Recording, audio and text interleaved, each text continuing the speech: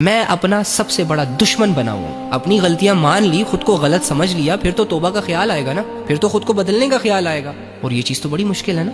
حالانکہ اللہ کے بندے، خود کو بدلنا بہت آسان ہے، لوگوں کو بدلنا مشکل ہے. کیا ہے، تم نے اپنے اندر ایک ارادہ کرنا ہے کہ اللہ تھک چکا ہوں، ہار چکا ہوں، ٹوٹ چکا ہوں، بکھر چکا ہوں، نہیں سمجھ آ رہی، واللہ کچھ نہیں سمجھ آ رہی کہ میں کیا کر رہا ہوں. صبح آنکھ کھولنے سے لے کے رات کو آنکھ بند کرنے تک میری زندگی میرے ہاتھوں سے، میرے اعمال سے ضائع ہوتی چلی جا رہی ہے.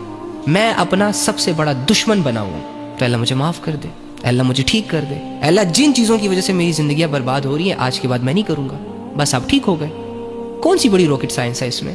خود کو بدلنا کون سا مشکل ہے؟ وہ اعمال جو آپ کو برا بناتے ہیں، وہ لوگ جن کے ساتھ اٹھنے بیٹھنے، بات کرنے، ٹائم دینے سے آپ کی پرسنالٹی ڈاؤن ہوتی ہے، ان لوگوں کو چھوڑنا ہوتا ہے، منہ موڑنا ہوتا ہے. بس بن گئے آپ اچھے انسان. ایک زہر کا گھونٹ ہے، پی لو. ارے وہ والا زہر نہیں جس سے بندہ اللہ کے بہت قریب چلا جائے.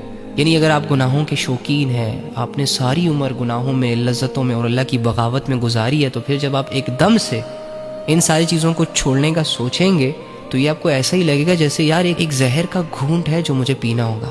اور یہ جو کمزوری سی فیل ہوتی ہے کہ پتہ نہیں میں بدلوں گا بھی کہ نہیں، پتہ نہیں میں ٹھیک ہوں گا بھی کہ نہیں. بھائی تو ہوگا ٹھیک، بہن تو کوشش تو کر.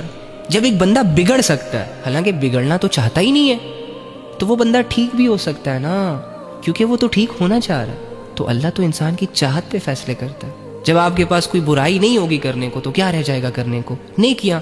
مسلمان بننے کے لیے، مومن اور ایماندار بننے کے لیے آپ کو خواہشوں سے لڑنا پڑتا ہے، آپ کو دنیا کے اصولوں کو ٹھکرانا پڑتا ہے، بہت سارے لوگوں کو راضی رکھنا پڑتا ہے، اور اللہ کی خاطر بہت سارے لوگوں کو ناراض بھی کرنا پڑتا ہے. آپ کو ایک ایسے خدا کی عبادتیں کرنی پڑیں گی، ایک ایسے خدا کی بات ماننی پڑے گی جو ایک ہے، جس کا کوئی شریک نہیں، جس کا کوئی وجود نہیں، جو نظر نہیں آتا، جو آپ سے یہاں بات نہیں کر سکتا. اس کی معرفت کو ڈھونڈنا ہوگا، اس کی قدرتوں پر غور کر کے اسے سجدے کرنے ہوں گے. اور وہ سجدے کبھی کبھی آپ کو پھیکے لگ سکتے ہیں، کبھی کبھی آپ کو مشکل لگ سکتے ہیں، لیکن آپ نے ان ساری سچویشن سے لڑ کے اپنے اللہ کو راضی کرنا ہے، اپنے ایمان کو برقرار رکھنا ہے، اور اس ایمان کی حالت میں اس دنیا سے جانا ہے. پھر جا کے جو تم چاہتے ہو وہ تمہارے ہاتھ آئے گا. یہ نہیں کہ فارمیلٹی پوری کرنے کے لیے لا الہ الا اللہ محمد رسول اللہ پڑھ لیا، وہ بھی زبانوں سے، تو جنت ہم پر فرض ہو گئی ہے. میں اللہ رب العزت کے تمام انعامات کا مستحق ہو گیا ہوں.